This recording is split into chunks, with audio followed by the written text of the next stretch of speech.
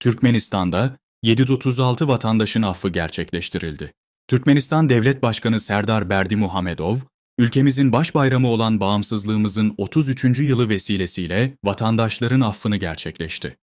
Devlet Başkanı, geleneksel bir uygulama olarak 736 kişinin Bağımsızlık Bayramı dolayısıyla affedilmesine ilişkin kararı imzaladı.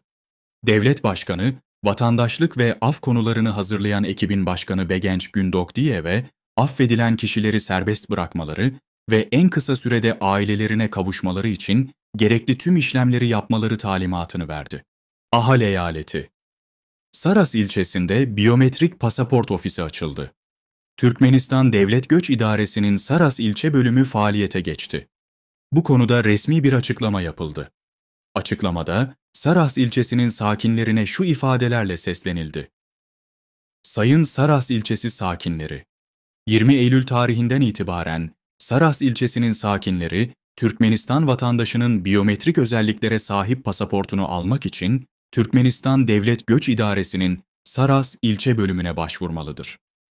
Adres: Ahal Eyaleti, Saras ilçesi, Saras şehri, Şeyda Caddesi, No. 31. Bu yeni hizmetle Saras ilçesi sakinlerinin biyometrik pasaport alma süreci kolaylaşacak ve daha hızlı bir şekilde gerçekleştirilecektir.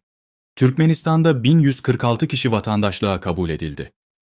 Türkmenistan Devlet Başkanı Serdar Berdimuhamedov, ülkemizin baş bayramı olan bağımsızlığımızın 33. yılı vesilesiyle ülkede yaşayan ve vatandaşlığı bulunmayan 1146 kişiyi Türkmenistan vatandaşlığına kabul etme kararı aldı.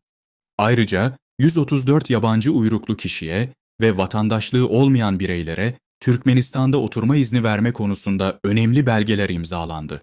Bakanlar Kurulu Başkan Yardımcısı ve Dışişleri Bakanı Raşit Meredov, vatandaşlık kabulü ve ülkemizde oturma izinleriyle ilgili konularda bilgi verdi.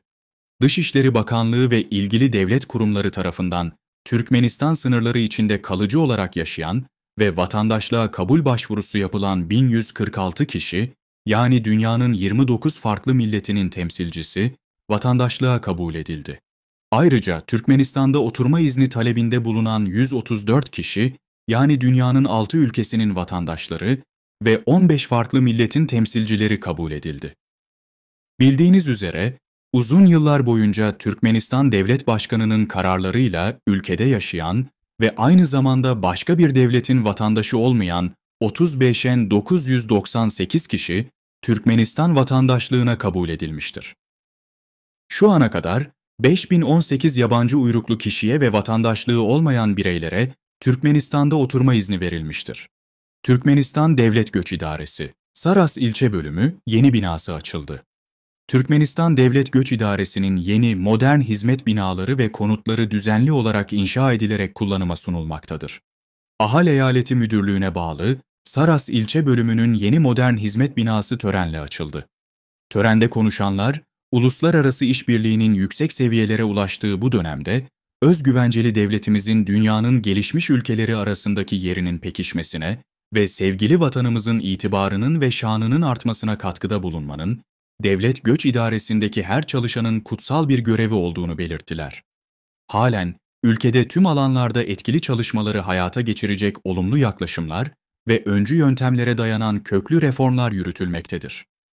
Öne çıkan bir özellik, bu yeni hizmet binasında, personelin dijital sistemin imkanlarından geniş ölçüde faydalanarak, vatandaşlara modern göç hizmetleri sunabilmesi için gerekli teknik donanımlarla tam olarak donatılmasıdır. Türkmen sporcuları Los Angeles 2028 Olimpiyat Oyunları için hazırlıklara başlayacak. Bakanlar Kurulu Başkan Yardımcısı B. Oraz Durdiyeva, 2028 yılında Amerika Birleşik Devletleri'nin Los Angeles şehrinde gerçekleştirilecek 34. Yaz Olimpiyatları ve 18. Yaz Paralimpik Oyunları için Türkmenistan milli takımlarının hazırlanmasıyla ilgili yürütülen çalışmalar hakkında bilgi verdi. Devlet Başkanı raporu dinleyerek, ülkede beden eğitimi ve sporun uluslararası düzeyde geliştirilmesinin, büyük spor yarışmalarında Türkmen sporcularının başarılı bir şekilde yer almasının, devlet politikalarının öncelikli hedeflerinden biri olduğunu vurguladı.